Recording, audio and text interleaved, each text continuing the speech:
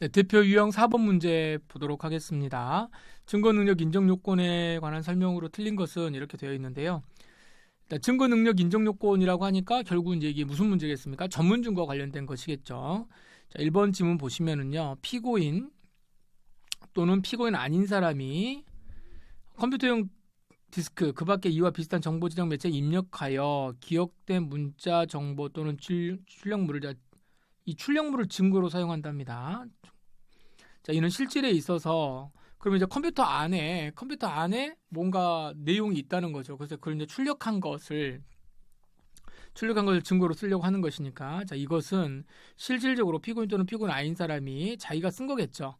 자기가 써놓은 것을 수사 과정이 아닐 거니까 아닌 사람이 작성한 진술서나 그 진술을 기재한 서류와 크게 다를 바가 없고, 자, 여기는 결국에는 이게 무슨 말이에요? 수사 과정에서 작성된 것은 아니기 때문에 다 이건 뭐다? 313조로 가야 된다는 거 아니겠습니까? 수사 과정에 작성된 거면 312조고, 근데 자기가 컴퓨터에다가 자기가 이렇게 적어놓은 출력물이 수사 과정에서 작성될 일이 없잖아요. 이거는 당연히. 그래서 이거는 그것과 크게 다를 바가 없고, 압수 후에 보관 및 출력 과정에서 조작의 가능성도 있다.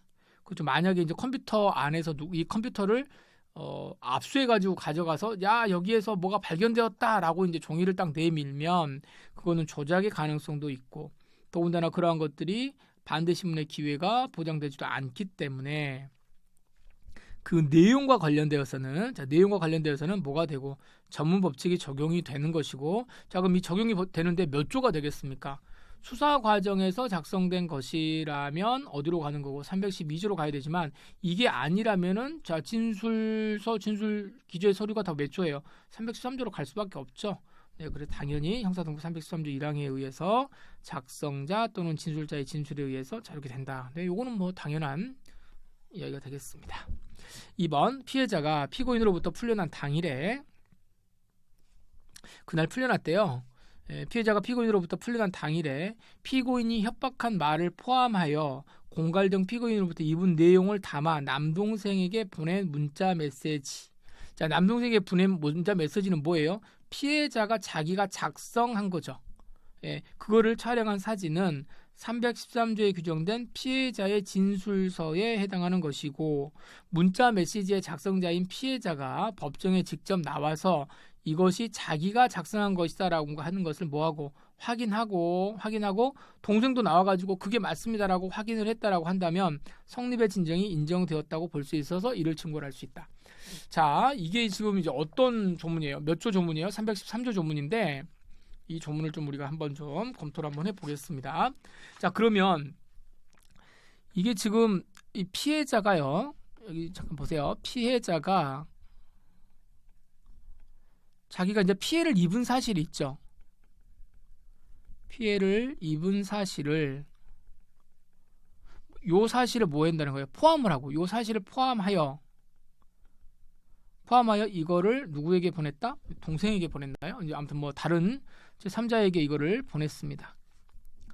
보냈다. 그러면은 포함해가지고 적었다라고 하는 것은 이 사람이, 작성자가 누구죠?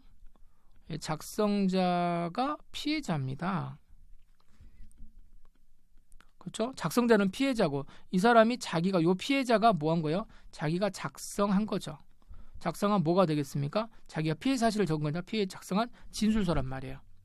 진술서인데 이게 만약에 이것이 수사 과정에서 작성된 것이라면,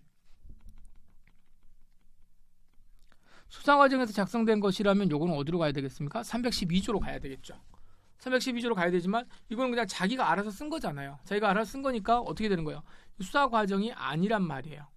수사 과정이 아니기 때문에 어디로 갑니까? 진술서가 되는 거죠. 진술서. 자기가 작성한 진술서입니다. 그럼 이게 작성한 진술서가 313조로 갈 거란 말이에요. 313조. 그럼 313조에 의해서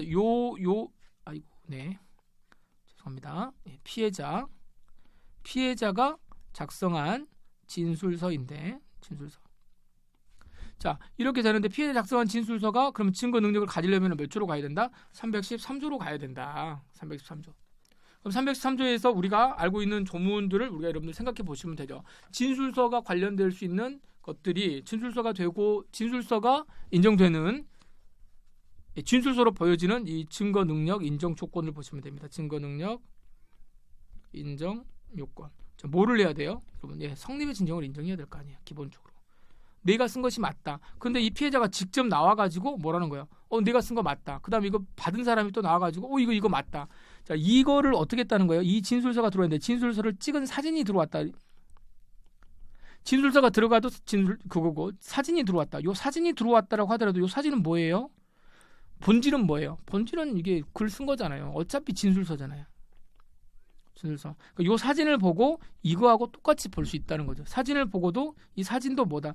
이 사진이 조작되지 않았다라고 한다면, 조작된 게 아니라면 실질적으로 이것도 뭐겠어요? 이것도 진술서로 봐야 되는 거죠. 그러니까 여기에서 같은 걸로 똑같이 313조의 1항에 의해서 증거 능력이 인정돼 성립의 진정이 인정이 되면 뭐 어떻게 되겠습니까? 증거 능력이 있다. 요건이 있다. 이렇게 봐야 되겠습니다. 자, 그렇다면 지금 보시면 본인이 이거 사진이라고 여기서 사진이라고 나와 있긴 하는데 요 사진이라고 하는 게 뭐예요? 실질적으로 진술서예요. 문자 메시지를 촬영한 거니까 뭐하고 같다? 문자 메시지하고 똑같다라고 생각하시면 됩니다. 자, 그러니까 양쪽에서 둘 다 와가지고 내가 찍은 게 맞고 내가 보낸 게 맞고 이렇게 똑같다라고 한다면 당연히 성립의 진정이 인정되었다, 증명되었다라고 볼 수 있다. 따라서 이걸로 할 수 있다. 이렇게 보겠죠. 네. 뭐 내용만 좀 복잡해지는 것 같지 다 똑같습니다. 자.